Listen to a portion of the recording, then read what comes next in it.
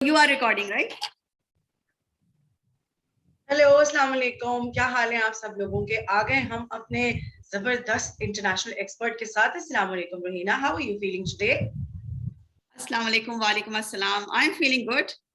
Great. I'm feeling excellent. Today's the first week of the working week, you can say, and then I'm as excited as ever. Exactly. So हम आ गए वापस आपकी screens के ऊपर मॉन slay के साथ, slay the Monday के साथ, जो हमारा कॉन्सेप्ट है और ह्यूमन रिसोर्सेस को नया माइंडफुल पर्सपेक्टिव देने के लिए हमने ये सीरीज शुरू की है। आप लोगों के रिस्पॉन्सेज हमारी पोस्ट्स के ऊपर ही रोहीना, जो ऑर्गेनिक रीच है वो ही इतनी अच्छी रही है कि जो सोशल मीडिया मैनेजर थे वो ये कहते कि मैम थोड़ा ठहर सकते हैं, we don't even need to put adverts. So I am happy अल्हम्दुलिल्लाह कि हमें जो है वो ऑर्गेनिक अप्रिसिएशन अपने जेन्युइन क्राउड से जो कि फील करते हैं इम्पैक्ट को, वो आता जा रहा है साथ साथ। अच्छा, without any further time lapse I would just want us to start. और मेरा सवाल ये है कि आज हम कौन सा HR डिलेमा डिस्कस कर रहे हैं रोहीना? Sure. Okay जी, ये dilemma ऐसा है कि I guess most of the audience who's gonna listen to us today belonging to any walks of their life, whether it is HR or any other sector, they will be able to relate to it. This is basically यूं कह लें कि जो dilemma है, it is revolving around the subject how to handle difficult conversations. So keeping that in mind, I would request my audience, my viewers, या जो भी सुन रहे हैं, in fact, including both of us, how to handle difficult conversation. इसको मद्देनजर रखते हुए इस dilemma को थोड़ा सा हम deliberate करते हैं कि how to handle it और HR किस किस्म की situation से गुजर सकता है और क्या possible solutions हो सकते हैं. ठीक है. So coming to the topic, actually. एक हमारे one of our friends in belonging to HR fraternity, he approached me and he shared with me a situation that he has recently come across.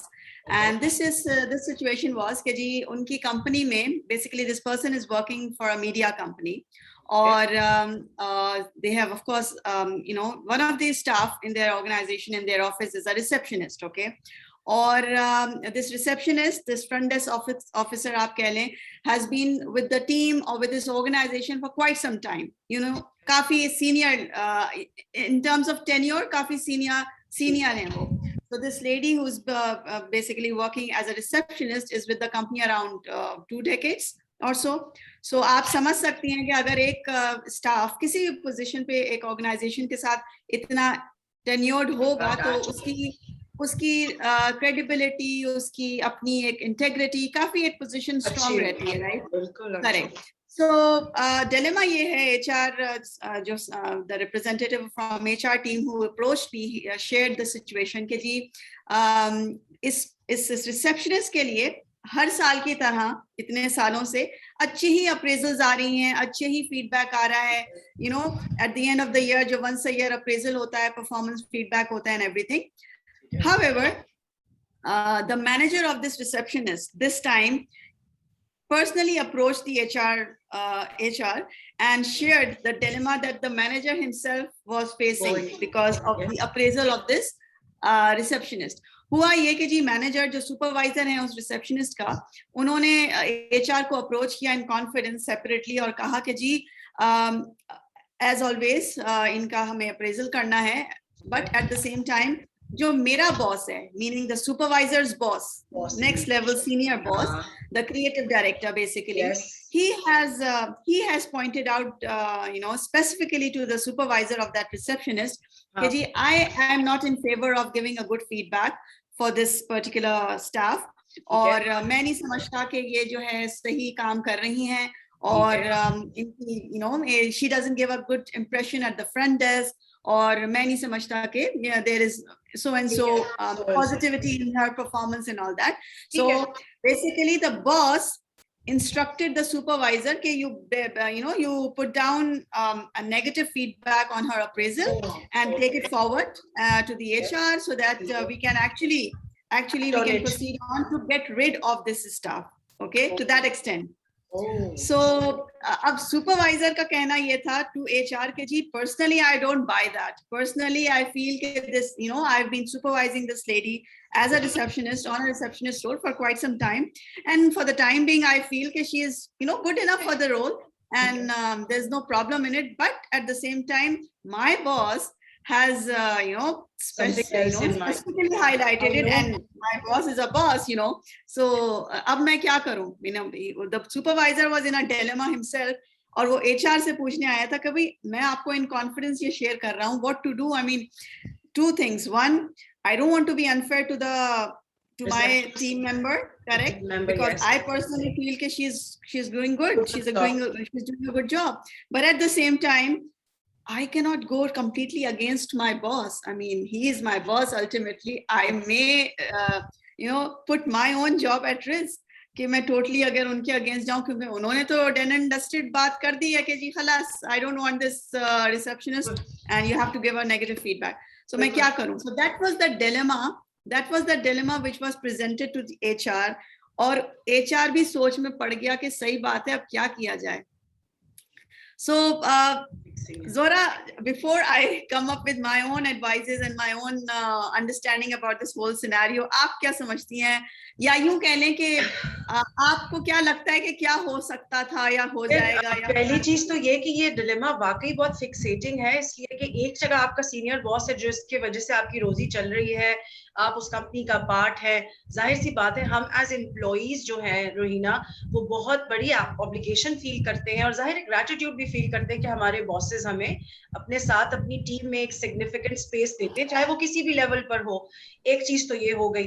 दूसरी ये कि जबकि वो खातून खुद performance wise अगर directly organically का लफ्ज मैं इस्तेमाल करूंगी, क्योंकि सुपरवाइजर तो इस वक्त अगर एक अनबायस्ड ओपिनियन दे रहा है और जाहिर है ऑर्गेनिकली देख रहा है, पीछे से देख रहा है कि भाई उनका बिहेवियर कैसा है, उनका परफॉर्मेंस कैसा है, तो अगर वो सेटिस्फाइड नहीं होता तो वो खुद शिकायत करता, जो कि उसने नहीं की। लेकिन ये तो बहुत बड़ा फिक्स है, क्योंकि जो एचआर के साथ इसने शेयर कर लिया इन साहब ने, इसका मतलब है एचआर भी उसी डिलेमा में आ गया जिस डिलेमा में ये सुपरवाइजर आ गया। नहीं कि सर को कुछ कहें या उनसे बहस करें या बात करें या इनको देखें, तो फिर आप बताएं in terms of a mindful approach to solving this HR conflict, क्या suggest करेंगे आप as an expert? Okay, Zora, if you remember in the beginning of our discussion, I highlighted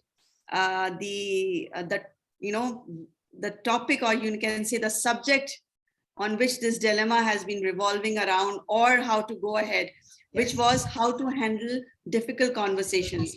So basically ये topic इसलिए मैं इसको highlight कर रही हूँ, how to handle difficult conversations, because जो supervisor है इस वक्त, he has to, before he move on and finalize or document whatever feedback or appraisal he's gonna do for his team member, the receptionist, ideally he has to have a discussion or a conversation with his boss, जो big boss हैं जिन्होंने ये बताया है. So basically जो इस dilemma को handle करने के लिए as an HR professional, अगर मैं HR पे होती उस जगह, तो मैं ये सजेस्ट करती, 2-3 important points हैं Zora, जो कि apply होंगे not only for this particular scenario obviously, but anywhere in any situations, especially when we are talking about corporate environment. Obviously हम professional dilemmas की बात कर रहे हैं, तो इन 3-4 points को please मद्देनजर रखते हुए we can always try to get away or smoothly, swiftly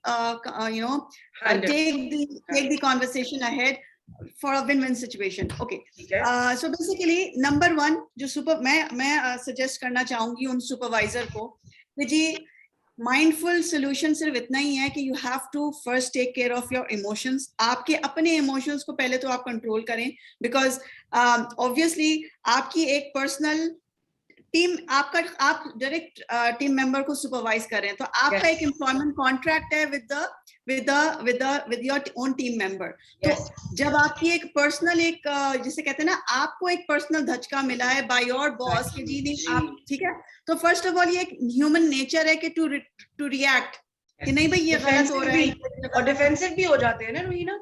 correct. तो सबसे पहले तो मेरा सजेशन होगा, एडवाइस होगी कि पहले तो अगर किसी इस किस्म की बात आपसे की गई है तो पहले तो आप काम डाउन हो जाइए, इमोशंस को अपने कंट्रोल कीजिए। और इमोशंस को कंट्रोल करने का मकसद अगेन वही नहीं है कि जी आप अपने चेंज करें माइंडसेट को या पर्सपेक्टिव को, थोड़ा सा सटल और काम वे में इसको जरा सोचें patiently, which perhaps he has done it by approaching HR himself rather than reacting or concluding or doing anything again.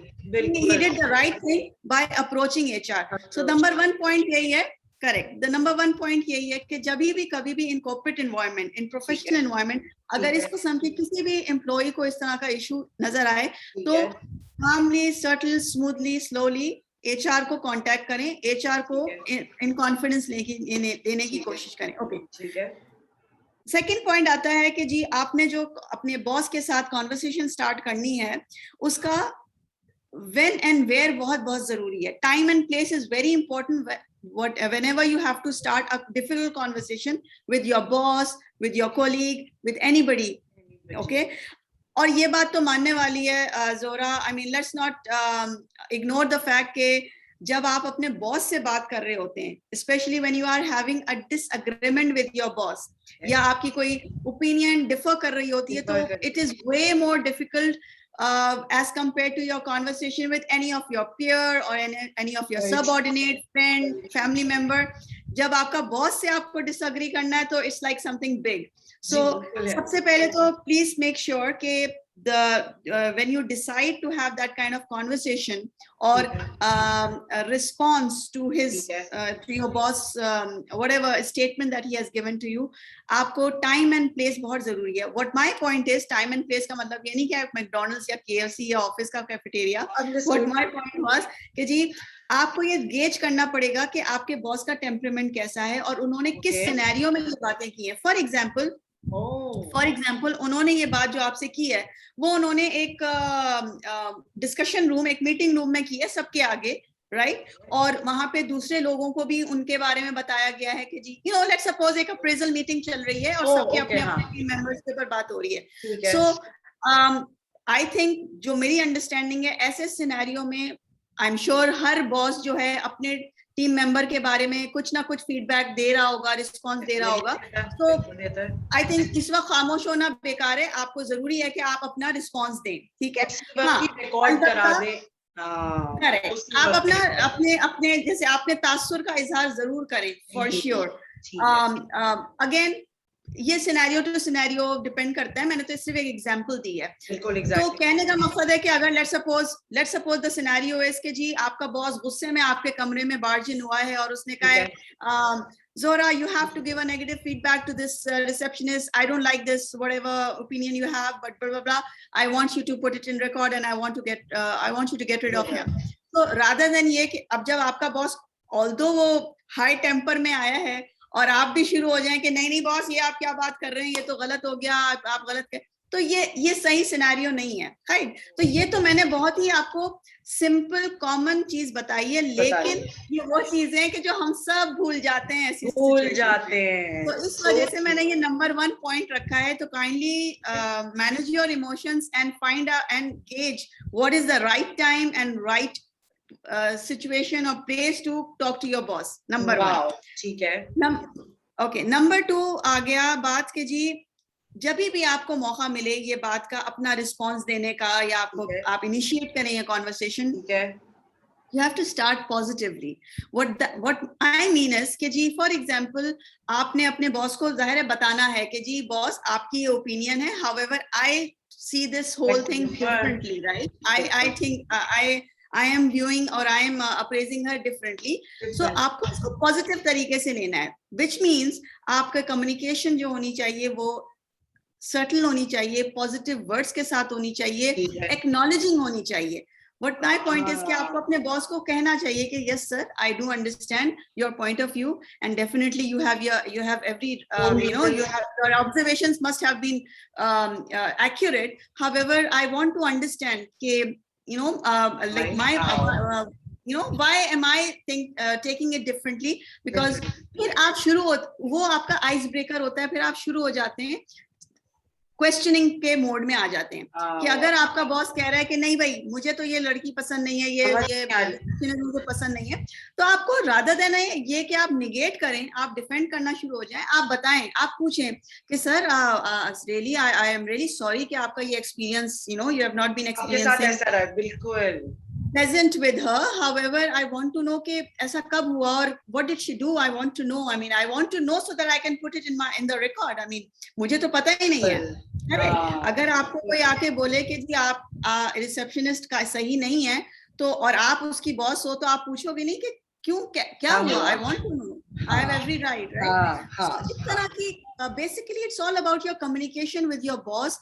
कि how you are positive, communicating. subtle, exactly और at the same time questioning अंदाज में, ताकि आपके boss को लगे कि he is being listened. देखिए boss, you have to keep this in mind कि वो आपका बॉस है। सो बॉस होता है, और वो कोई बॉस कितना भी अच्छा बॉस हो, उसको अच्छा नहीं लगता कि अगर उसका सबऑर्डिनेट उसको शट अप कॉल दे। तो आपकी जो कॉन्वर्सेशन है वो इस मोड में नहीं होनी चाहिए कि your boss feels that you are giving him a shut up call. जो आपके बॉस को ये फीलिंग आनी चाहिए कि आपको उसकी फीडबैक में इंटरेस्ट है, आपका उनका फीडबैक उस रिसेप्शनिस्ट के लिए सही नहीं है। So you want to know कि ऐसा क्या हुआ था जो वो नेगेटिव फीडबैक दे रहे हैं। डिस्कशन मोड में लेकर आए, हाँ, उसको डिस्कशन मोड में लेकर आए, डिस्कशन मोड में लेके आए। अच्छा ऐसा, और उसके बाद ये भी ये है, आप अपने एक्सपीरियंस भी शेयर कर सकते हैं। देखें, एक चीज मैं बताना भूल गई कि before you start the conversation, before you handle any kind of difficult conversation, please prepare yourself.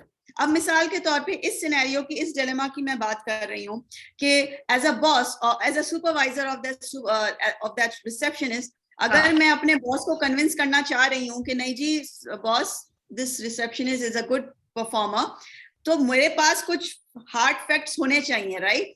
मैं खाली जाके ये तो नहीं कह सकती कि जी मेरी दोस्ती है, मैं पूरा वक्त उनके साथ बातें करती हूँ, उन्होंने मुझे अच्छा खाना खिलाया था, करेक्ट? तो मेरे पास कोई ऑथेंटिक क्रेडिबल एग्जांपल्स होनी चाहिए बैकअप में। मैं ये नहीं कह रही कि आप शुरू ही हो जाएं, बैकअप में कि हाँ सर मैं उनको इसलिए अच्छा अप्रेस कर रहा हूँ या कर रही हूँ because of so and so reasons. So do your homework first before you start this conversation with your boss.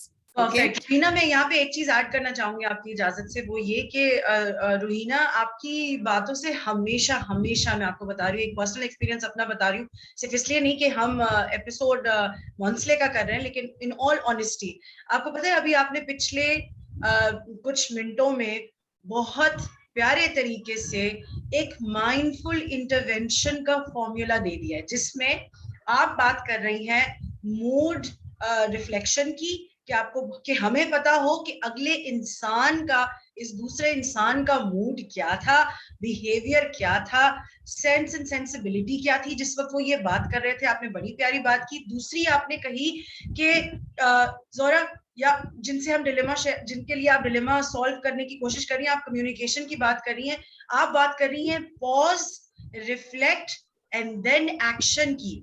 Brilliantly put Ruhina, क्योंकि ये वही चीजें हैं जो कि माइंडफुल इंटरवेंशंस मांगते हैं, और इसी के अराउंड कम्युनिकेशन डिजाइन होती है। प्लीज मुझे बताइए कि और क्या करना चाहिए हमें। नहीं, I appreciate Zora. I appreciate you, Zora, because you have noted down it so brilliantly.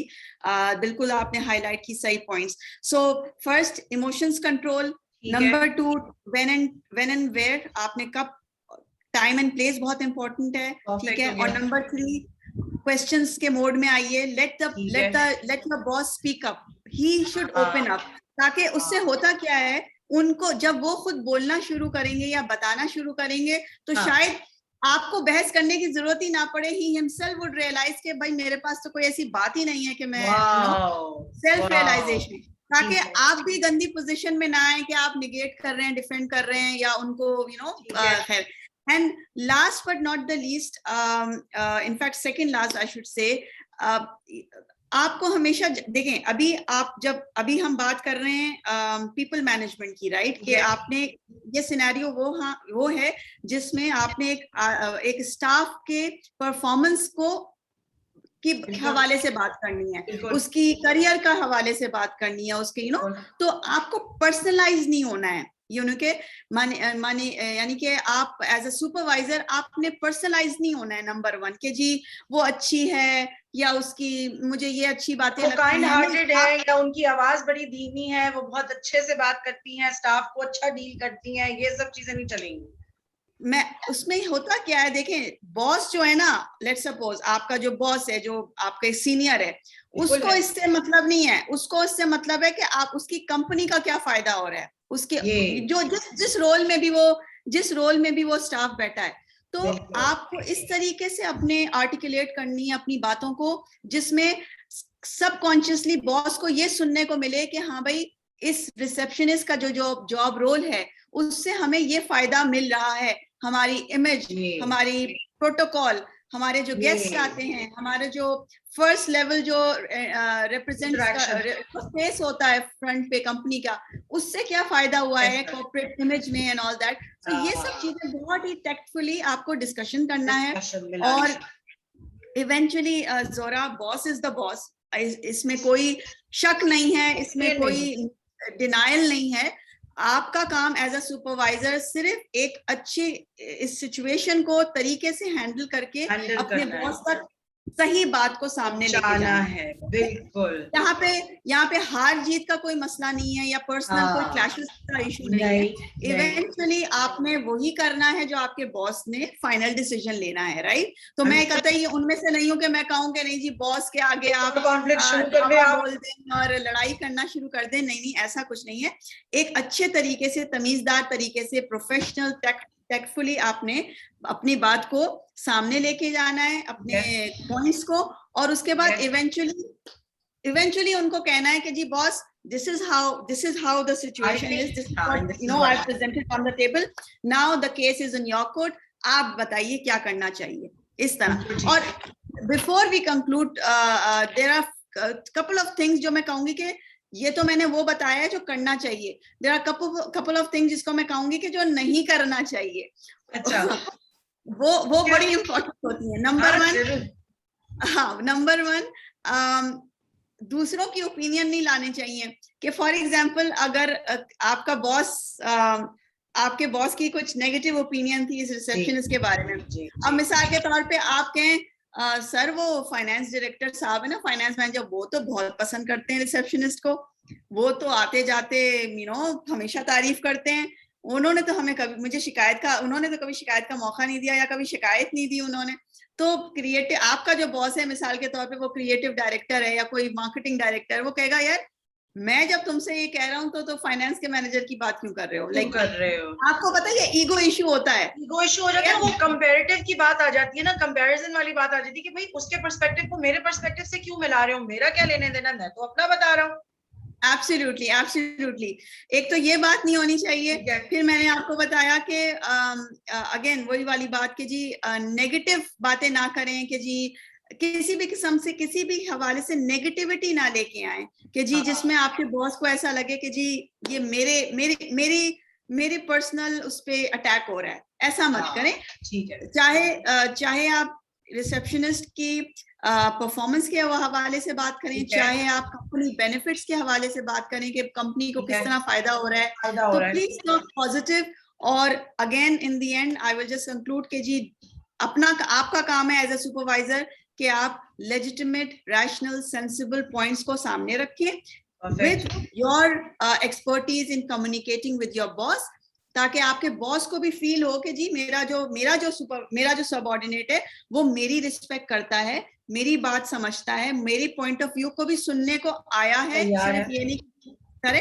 और फिर इवेंचुअली आप छोड़ दीजिए अपने बॉस के ऊपर, वो जो डिसीजन ले, that's it, your job is done, और सबसे बड़ी बात आई फील वो ये कि जैसे हम क्रिंज करते हैं ना, cringing at our workplace, ये सोच के कि यार हम तो कुछ और सोच रहे थे, हो कुछ और गया है, हम चाहते नहीं थे, तो वो जो ग्रीवेंस इंसान की होती है वो भी कम हो जाती है रूहीना, और उस ग्रीवेंस का इम्पैक्ट भी कम हो जाता है। मेरे ख्याल से आप अग्री करेंगे कि क्योंकि आपको पता है कि आपने अपना रिकॉर्ड दे दिया, अपना बेस लाइन दे दिया, अपनी लॉजिक दे दी, अपना पर्सपेक्टिव दे दिया, उसके बाद it is up to the the team lead to decide, obviously, because the boss is considered to be right always, and it has to be that way. बहुत अच्छे से आज रूहीना आपने एक तो डिलेमा बड़ा जबरदस्त हमारे साथ शेयर किया, थैंक यू सो मच। दूसरा ये कि आपने बहुत अच्छे तरीके से एक माइंडफुल इंटरवेंशन का एस्पेक्ट जो है वो बड़ा अच्छा निकाला, और जो हम करना चाह रहे हैं मंथली के थ्रू, आप जानती हैं कि एक एचआर इंटरनेशनल बेस्ट प्रैक्टिस को लेकर हम किस तरह माइंडफुल इंटरवेंशन के साथ इन्फ्यूज कर सकते हैं और प्रेजेंट कर सकते हैं अपनी कम्युनिटी के लिए, ताकि हमारी कॉर्पोरेट कम्युनिटी, हमारे बडिंग प्रोफेशनल्स जो हैं वो इसको एक नए जाविये से, एक नए पैराडाइम शिफ्ट के तौर पर देख सकें। वो तो हो गया बेहतरीन, लेकिन मुझे दो आपको बताने, आपने दो मुद्दे और खोल दिए हैं आज, पूछे कौन से? कौन से? एक वो ये कि जब आपने बात की कि हमें सुनना जरूरी है, इसका मतलब है कि फिर हमें ये समझना जरूरी हो जाएगा रूहीना कि लिसनिंग स्किल्स की बिल्डअप एचआर टीम्स या एचआर मैनेजमेंट या एचआर डिलेमास के अंदर कैसे और ज्यादा करामत बनाई जा सकती है, और किस तरीके से कितना जरूरी है एक एचआर टीम को कम्युनिकेशन और इंटरनल जो कम्युनिकेशन ट्रेनिंग होती है रूहीना, क्योंकि ये कम्युनिकेशंस की ट्रेनिंग वैसे होती नहीं है आजकल, वैसे आपस की बात है, और समझा ये जाता है कि क्योंकि कंपनीज के अंदर चल रहा है सब। एक चीज मैं बस ऐड करना चाहूंगी, सॉरी टू इंटरप्ट, कि आपने जो बोला कि ना आपने जो बोला ना कि ट्रेनिंग्स होती नहीं है, मैंने जिंदगी भर जो है ना कम्युनिकेशन स्किल्स की जब ट्रेनिंग, जब भी कम्युनिकेशन स्किल्स की ट्रेनिंग अटेंड की है या उसके बारे में सुना है या पढ़ा है, हमेशा बात होती है कम्युनिकेशन स्टार्ट होता है बोलने से और खत्म भी बोलने पे हो जाता है, लेकिन सुनने वाली का भी कोई ट्रेनिंग नहीं होती कि भाई लिसनिंग स्किल्स भी कुछ स्किल्स हैं जो को आपको ट्रेन करना पड़ता है। आपने बड़े प्यारे तरीके से इतना जबरदस्त इंटरनेशनल बेस्ट प्रैक्टिस वाला एलिमेंट हमें हमारे साथ शेयर कर लिया, thank you so much, which opens up another door for our understanding and paradigm shift transformational journey that we will inshallah in the near future come back to you with how you can better your internal communication and listening skills and also why it is essential। दूसरा पूछे कौन सा? एक और आपने बड़ी प्यारी बात की, और वो ये आपने लिसनिंग के साथ साथ एक और बात की, और वो थी इस बारे में कि हम गेज करें, हम माहौल को समझें, हम डिस्कशन मोड में आए, हम पॉजिटिविटी के बारे में बात करें। रूहीना, ये तो वो चीजें हैं, जबकि आजकल ये समझा जाता है कि मेंटल वेलनेस और इमोशनल वेलनेस की तो हमारे एम्प्लॉय को जरूरत ही नहीं है, उसको एक 2 पेजेस दे दिए हम लोगों ने कोविड के बाद। आप खुद सोचें कितनी अच्छी कंपनी होगी जो कि बिजनेस बंद होने के बावजूद सैलरी दे रहे सबको, तो इमोशनल और मेंटल वेलनेस की तो कोई जरूरत नहीं है रूहीना। ये बात तो आपने बड़ी जबरदस्त अब छेड़ दी है, और इंशाल्लाह आपकी इजाजत से मैं कहना चाहूंगी कि हम फिर चाहेंगे कि आप ही हमारे इन पेंडिंग डिलेमास की हमें रिस्पॉन्स सोल्यूशन वे फॉरवर्ड दें। कैसा, क्या ख्याल है? Definitely, I am very much available and I will be really looking forward to it because जैसे हमने ये बहुत I mean I'm really happy that we initiated this Monsley plus specifically if we talk about HR dilemmas, क्योंकि जिस तरीके से कि हम जो भी मेरे एक्सपीरियंसेस हैं, और आई एम श्योर आपके एक्सपीरियंस, आपकी ऑब्जर्वेशंस, इतना आपने सुना होगा, लोगों के साथ इंटरेक्शन हुई होंगी, इस तरह के डिलेमास इतने कॉमनली हम फेस करते हैं, सुनते हैं, फेस करते हैं, ऑब्जर्व करते हैं, बट अनफॉर्चुनेटली वो वहीं के वहीं रह जाते हैं। They are never addressed ना, हाँ, एड्रेस नहीं होते ना, जो आप कह रही हैं, they are not addressed and at the same time मतलब उनसे उसको सीखा नहीं जाता। अब ये जो मैंने इसी वजह से देखें, ये जो मैंने डिलेमा मेरे when I came across this particular dilemma, तो देखा जाए तो ये वन टाइम सिनेरियो है, और हम कह सकते हैं कि जी बॉस का प्रॉब्लम था, या यू नो इसमें हम फेवरेटिज्म की बात भी ला सकते हैं, हम इसमें बायसनेस की बात भी ला सकते हैं, लेकिन मैंने जब इस चीज को सुना और जब मैंने इसको एनालाइज किया, इस सिचुएशन को, मैंने कहा नहीं, इसमें ये तो एक ऑनगोइंग इशू है, इसका core problem how to handle difficult conversation है। अगर एक Perfect. कोई भी इंडिविजुअल, सिर्फ यहाँ अप्रेजल की बात नहीं आ रही कि जी नहीं बॉस है। को रिसेप्शनिस्ट पसंद नहीं है। आई थिंक इस Exactly. तरह की सिचुएशंस, बॉस के साथ डिसएग्रीमेंट तो बहुत सी सिनेरियोज में आ अरे सकती है। हाँ, लेट्स हाँ, सपोज हाँ, आपका कोई आइडिया है और boss is not agreeing with your idea, कोई बिल्कुल, प्रोजेक्ट बिल्कुल, इनिशिएटिव है, कोई जी, बिल्कुल। सिचुएशन है, कुछ सेलिंग टेक्निक है, कोई क्लाइंट को हैंडल करने का कोई प्रॉब्लम है, Any तो situation.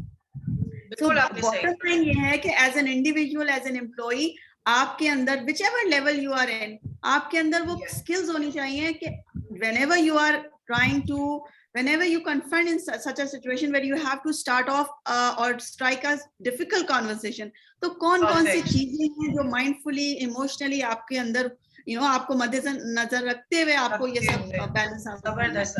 And last call out, we wrapping up quickly क्योंकि हमारा टाइम जो है वो लैप्स हो रहा है। अब हमारी कॉन्वर्सेशन माशाल्लाह लंबी हो जाती है। हमारी एक्सपर्ट के पास इतनी प्यारी बातें होती है करने के लिए, वो ये कि हम सबको as leads and as team leads समझना होगा that we have to start mindfully working on matters that are of grave concern. हमारे यहाँ ये समझा जाता है कि जो पॉलिसीज हम लोगों के लिए बना रहे हैं, स्पेशली आफ्टर कोविड रूहीना, वो कंपनीज जो सैलरीज दे पा रहे हैं वो ब्लेसिंग यही कंसिडर कर रहे हैं कि हम आपको सैलरी दे पा रहे हैं, आप लोगों को उसकी खुशी नहीं है जो आप बाकी बातें अपनी लेकर आ जाते हैं कि टाइमिंग के ऊपर काम करें और इस चीज के ऊपर काम करें और फला चीज के ऊपर काम करें। तो ये नॉक ऑन द डोर है। Slay the Monday today like we did. I had a brilliant time with you like always, Rahina, and we'll be back again with another episode, a powerful firecracking one with Rahina on our monthly series. Take care. Bye bye. God bless. Thank you, dear. All the best. See you again. Take care. Bye bye. Bye bye.